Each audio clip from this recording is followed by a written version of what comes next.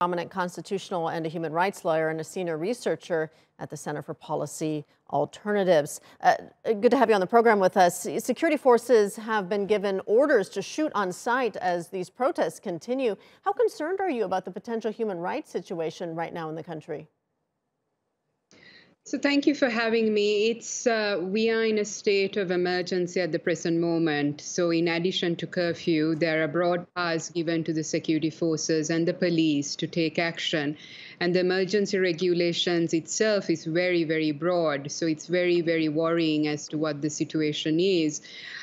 So as you mentioned, we are in curfew at the present moment. So it's people are not allowed to travel.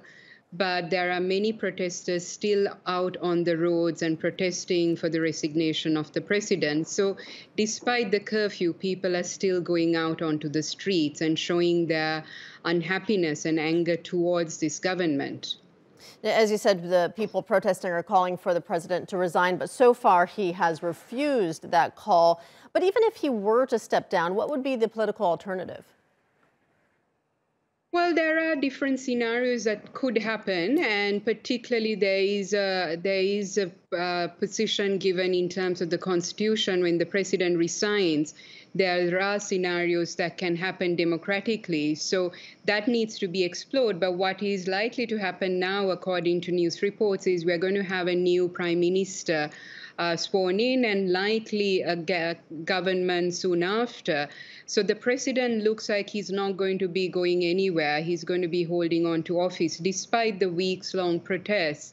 So we are not going to see much change in that situation, but we will likely have a new prime minister and government today. So that brings in some form of stability because we didn't have a prime minister and a government for several days now, since Monday, the resignation of the former prime minister. But much is to be done. But the demands of the protesters continue, and that is for the president to resign. So this is not going to solve all the problems that the protesters see as requiring attention.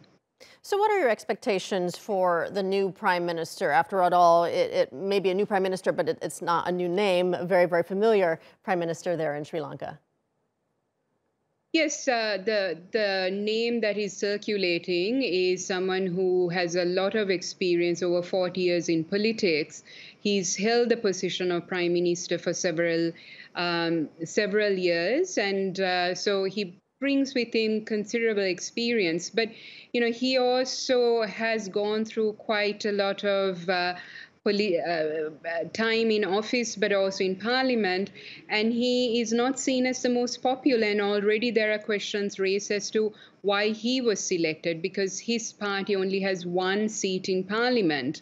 Now, that apart, whoever takes on board the challenge of forming a government is going to have this massive task in terms of bringing political stability, but also addressing the economic crisis.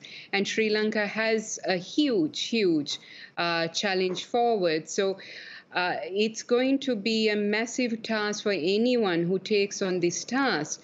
But one of the things that the protesters are also calling, and this is something we see from different stakeholders, is that whoever takes on office should be for the short term. There should be a particular time frame, and that we go in for general elections soon after. So I think there are different things that can move.